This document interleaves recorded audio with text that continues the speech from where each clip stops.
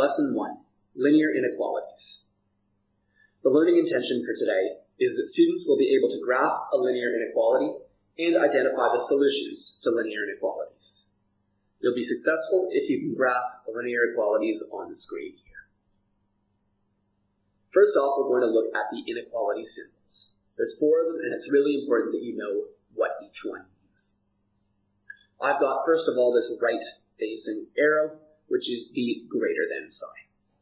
So for example, 10 is greater than 5. Opposite that, I've got the left-hand facing less than symbol. So left, less, easy way to remember it perhaps. 5 is less than 10. The next 2 symbols, a little bit different. I've got the greater than symbol with a line underneath it, and that means greater than or equal to. So 4 is greater than or equal to 3. Specifically, we know 4 is greater than 3, but that falls within greater than or equal to. And also, 5 is greater than or equal to 5. Obviously, 5 is not bigger than itself, but it is equal. So we're hitting this part of the inequality symbol, the equal to part. And contrary to that, we've got less than or equal to, which is very similar.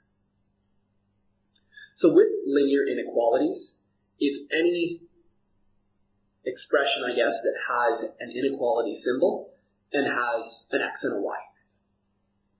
On a graph, it's going to be visible as a shaded region. So rather than just a straight line, it will be an entire region of a graph. So a whole area. Each xy pair, so these are points on the plane, that makes the inequality true is a solution. So I've got a little example here that we'll just briefly look at.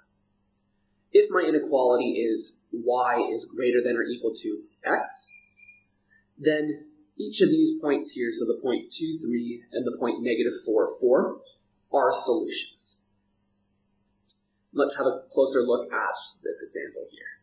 So I've got 2 is x and 3 is y.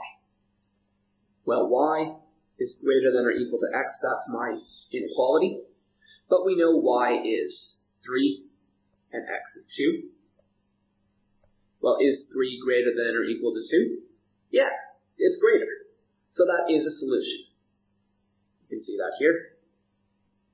Similarly, -4 is greater than or equal to -4. So that's a solution as well. Specifically, they're equal, but that falls within the realm of possibility for greater than or equal to. But 1, -2 is not a solution because our y value, which is -2, well, that's not greater than or equal to our x value, which is 1. Y is not greater than or equal to x. So 1, -2 is not a solution.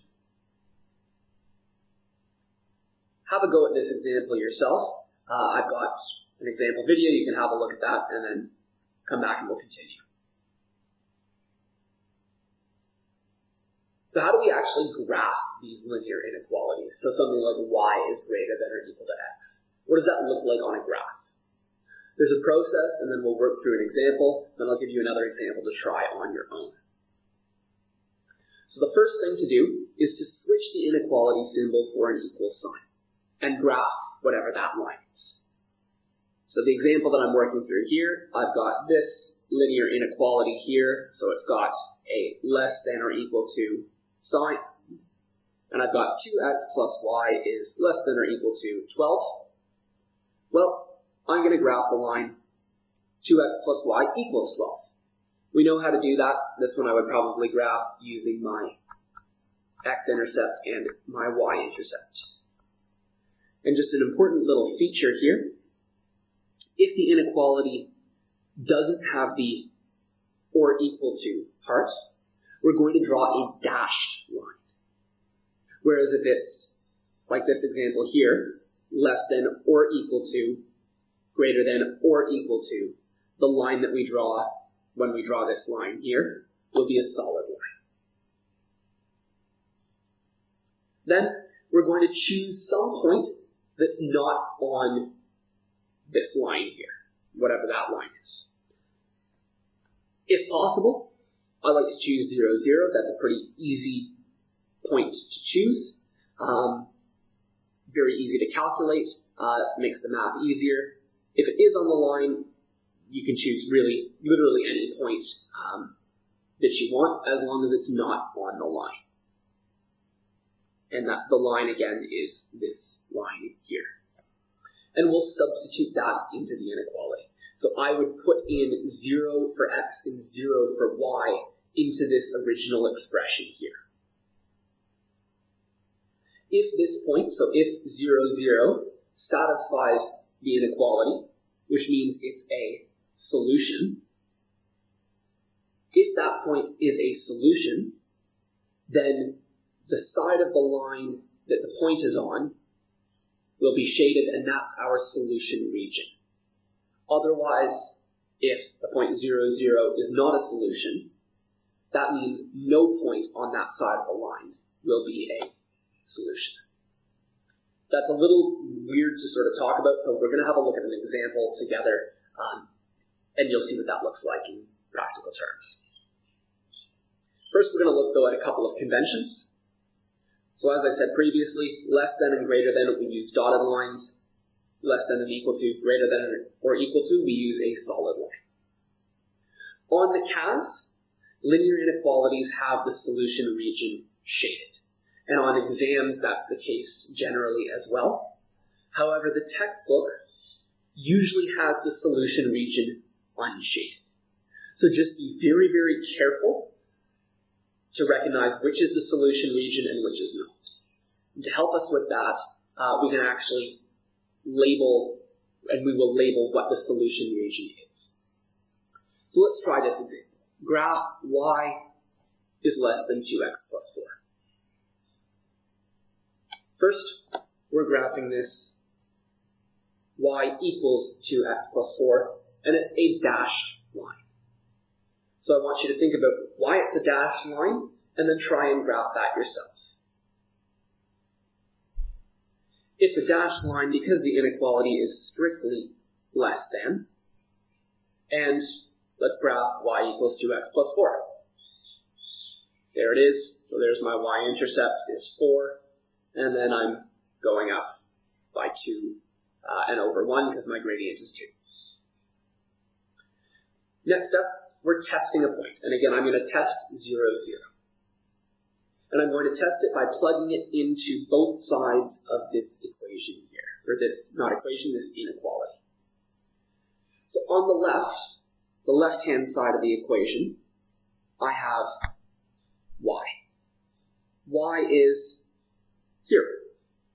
And on the right-hand side, which is 2x plus 4, I've got 2x plus 4, substitute in 0, plus 4 equals 4. Okay, so does that satisfy the inequality? My left-hand side is 0, my right-hand side is 4. Well, 0 is less than 4, so this point 0, 0 is part of the solution region. And what that means is every point on this side of the line is going to be part of the solution region. So we'll shade that region in, and it looks something like that. Now, to be abundantly clear, we need to make it obvious to anyone who's looking at our solution that this side is the solution region. So to do that, quite simply, label it and put a key. So just like this, the region required, or a solution region, is the part that's shaded in this bluish purple color here. And that's it. On the CAS, there's a pretty good process here, and for this, it's highly, highly, highly recommended that you download and install the latest version of the operating system, which is version 4.2. So just write that here, version 4.2 of the operating system. Come and see me if you need that, and I'll hook you up with it because it makes it so much easier. And this is a new update to the CAS. So go to a graphs page, and from there, press Menu, 3, which is Graph Entry, and 2 for Relation. And then just type the inequality out. So y less than 2x minus 4, or whatever it might be. If you're not sure where to find the less than, greater than signs, I'll show you that in the other example video as well. Press enter. Just one more note there. It will be the solution region that is shaded. So try graphing both of these inequalities by hand and on the CAS just to check to make sure you can do it. And come on back and we'll wrap up. So you will have been successful today if you can graph linear inequalities on the CAS, shading the right region.